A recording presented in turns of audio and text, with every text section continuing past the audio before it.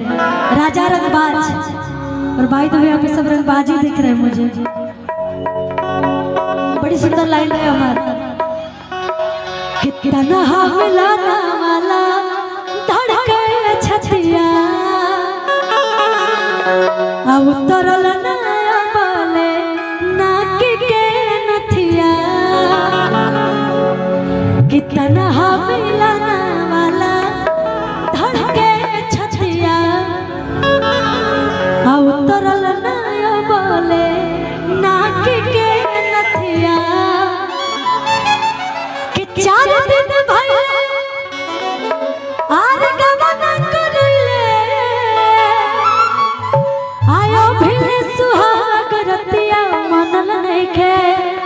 अच्छा एक सेकंड जब आप दोनों आए ना तो इन लोग की जो एनर्जी है ना डबल हो गई। इन दोनों लोगों में से कोई पसंद है? हाँ ना? हाँ मन की बात हम जान गए नहीं। अच्छा ग्रीन वाली की रेड वाली? रेड वाली तो हमें भी बहुत पसंद है भैया। और हमारे नबी जी को भी बहुत पसंद है। सच में बहुत सुंदर। आप कहाँ की रहने वाली हैं? अच्छा ये नेपाल की रहने वाली हैं। वही तो मैं बोली इतनी सुंदर। आप भी नेपाल के हो? दोनों सिस्टर हो क्या? दोनों सिस्टर हो? वाह बहुत सुंदर लग रहे हो दोनों। लेकिन जब इलाल पहन के लिए तो इनके खती हम कह देते हैं। क्या नाम है आपका? इशिका। ओह अच्छा आपको कैसे पता है भैया? पहले आ चुके हैं क्या? खुशी जी ये सहरसा गम्हरिया है। सही बात है भाई। अब खुशी यहाँ के लोग बहुत पावरफुल होते हैं। यहाँ के लोग टेलर देखकर बता देते हैं कि किसका रोल कितना है। कि यहाँ के लोग फिल्म का टेलर देखकर बता देते हैं कि किसका रोल कितना है। चमक हीरे की देखकर बता देते हैं कि कीमत कितना है।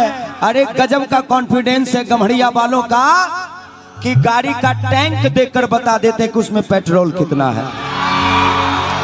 और जहां तक रही नाम की बात, यहाँ के लोग इतने खतरनाक हैं कि जनवरी दे दो दिसंबर मांग लेते हैं। कि जनवरी दे दो दिसंबर मांग लेते हैं। अरे धरती दे दो अंबर मांग लेते हैं। थोड़ा सा मुस्कुरा कर अगर बात कीजिएगा तो डायरेक्ट नंबर मांग लेते हैं। एक बार आप लोग अपने लिए ताली बजाइए भाई। इतने अच्छे आप लोग हैं, सच्ची बता रहे। सबसे अच्छे, वाह बहुत अच्छे। हाँ अब प्रशांत भाई भी आए हैं। इशिका जी हैं। और महसी विधानसभा के विधायक आदरणीय अच्छा गौतम कृष्ण राजद विधायक, उनके तरफ से 5001 रुपए का आशीर्वाद। एक बार जोरदार ताली उनके नाम होनी चाहिए। जोरदार तालियां गौतम कृष्ण सभी के दिलों पे राज करते हैं बहुत। और उनका जन्मदिन भी आज है। एक बार चाहेंगे जोरदार तालियां बजाकर आशीर्वाद दे दीजिए आप लोग। बहुत बहुत स्वागत, बहुत बहुत अभिनंदन। और रुपेश भैया को भी बहुत बहुत धन्यवाद। सच्ची में भैया आप जब बोलते हैं ना तो बहुत अच्छा लगता है। एक वर्ड में वो हंसी छुपी रहती है। जिसको नहीं भी हंसना है वो भी हंस देगा। मेरा जो पावर है ना इन्हीं सबसे चलता है। ये जब जिस दिन आशीर्वाद देना बंद कर देंगे मेरा पावर खत्म। इशिका है। और जब आप बताएं तो मुझे लगा कि आपका इनका पहले से पुराना कोई रिश्ता है। लेकिन ना आप लोग का माइंड बहुत तेज है। मतलब नाम तक याद रखते हैं ये लोग। बहुत अच्छी बात है। लेकिन मैं इनके लिए बोलूंगी क्या? नेटवर्क बिहार के पत्रकार अमन जी भी आए हैं। और कल न्यूज में एकदम आएगा खुशी कक्कर ने गम्हरिया में मचाया धमाल कमाल, है ना? वाह। कि जब निकले घर से बहरिया चाहे शोभे लड़ा नजरिया। ऐसे ना जवाब अगर शेरा भाई देंगे तब ना मजा आएगा। ठीक है ना? हाँ बिल्कुल। एक माइक दीजिए। मुकाबला होना चाहिए ना। एक बार तालियां बजाइए दोनों के लिए। वाह। मैं इशिका जी के लिए बोलूंगी सिरा जी कि जब निकले घर से बहरिया चाहे शोभे लड़ावल नजरिया। कि शोभे छूल चाहे तोर गुरगल रे आरे गुरगल रे आरे गुरगल रे। शोभे नहीं कि गोरी तोरी चुनरी वाला लाल रे। खुशी जी यहाँ मुकेश अंकल जी हम मुजफ्फरपुर से चल के आए, ये छूना चाहते हैं गोरे का। अच्छा मुकेश भैया, मुकेश अंकल बोलिए ना। अच्छा मुकेश नहीं भैया ठीक है भैया, अच्छा लग रहा है भैया बोलने में। उतने भी भैया भी हमारे आए हैं भाई, क्या भैया कि अरे गोरी तोरी हर चुनरी लाल लाल रे, कि गोरी तोरी चुनरी वाला रे। एक मिनट, अच्छा देखिए, अच्छा लग रहा है ऐसे मंच पे रहिएगा, अच्छा नहीं लग रहा है थोड़ा सा साइड हुए। कलाकार को नहीं देख पा रहा है, बजा नहीं ठीक से पा रहा है, थोड़ा सा सामने साइड हो जाए, सबों से गुजारिश है। कई सारे YouTube चैनल वाले आए हैं, जब ये वीडियो चलेगा तो कितना खराब लगेगा, थोड़ा सा साइड हो जाइए, बीच में कोई नहीं रहेंगे, सबों से गुजारिश है।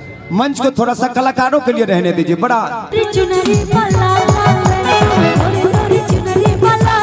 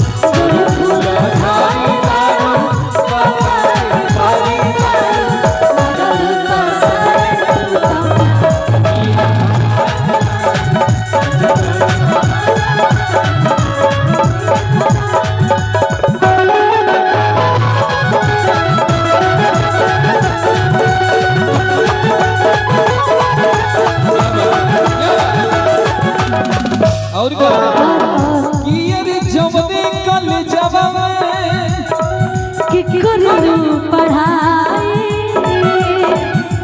और हमारे मुकेश अंकल की तरफ से बहुत सारा आशीर्वाद। और इधर आइए शेरा जी, आप भी आइए, हम पा चुके हैं। आज जवने कल जवा में करलू पढ़ाई, लइका लइका में होला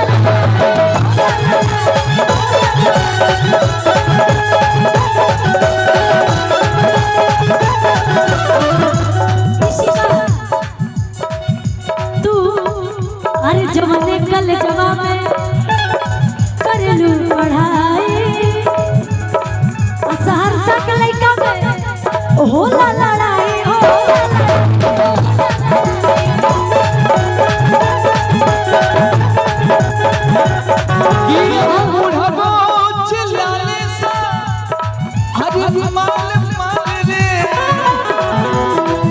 ए खुशी, इसी का के देख के भी लोग कहते हुए कि हमर आई भैया चिल्लाले संभाल मन रे, आ रोड पे चले लो कबाड़।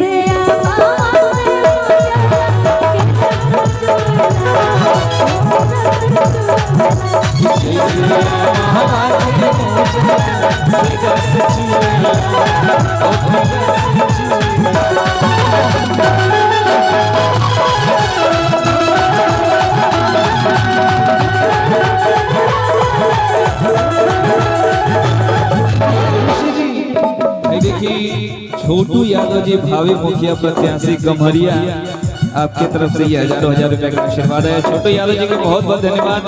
भावी मुखिया प्रत्याशी पूछिए। अच्छा अच्छा एक सेकंड भैया रुकिएगा, आपकी शादी आपको नहीं मुझे नहीं पता, इसलिए पूछ रही हूँ हो गई कि नहीं? देखिए मेरे भाई बहन नहीं हुआ है अभी, नहीं हुआ है ना।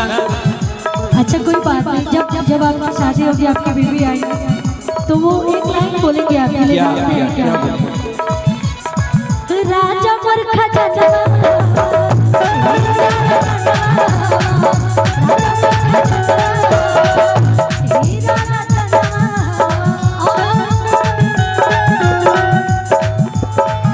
रतिया में आवे वाला, रतिया में आवे वाला मीठा सपना। ये तो हमारी मेहरारू कहेगी, लेकिन हम खुशी जी के लिए क्या कहेंगे कि रानी मोर खजनवा हीरा रतनवा, रानी मोर खजनवा हीरा रतनवा,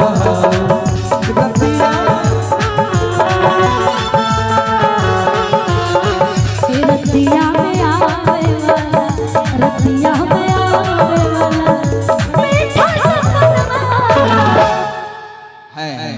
राजा मोर खजानवा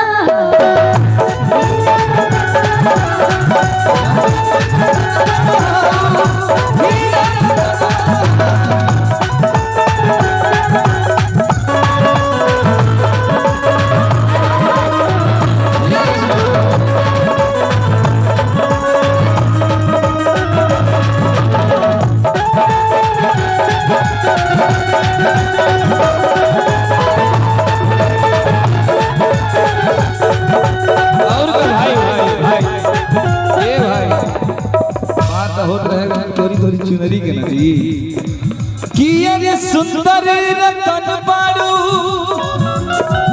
कि तोहरो न छोड़बा। कहेले भाई सभे माली पे जोड़बा, माली पे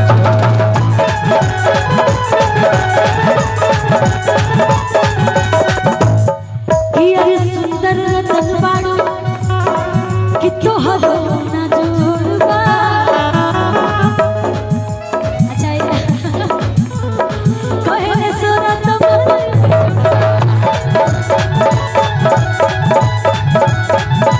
कि अरे बूढ़ा मोची जाले सा अरे माल माल रे। अच्छा एक सेकंड कि अरे होय लइका चिल्लाले सा, लेकिन माल मालना ए ऋषिका यो कि हाय भयबो अरे छुअल चाहे अरे गुरगान रे, अरे पे चले लुकमा चले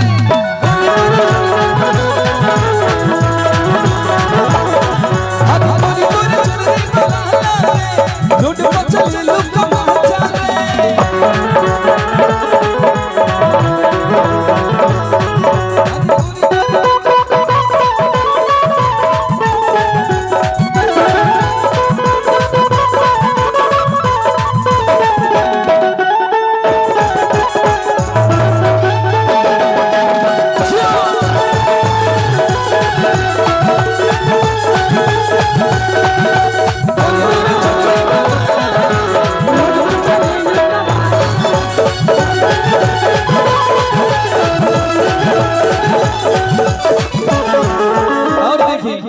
खुशी जी कहे लिखा कि राजा के बनारस घुमा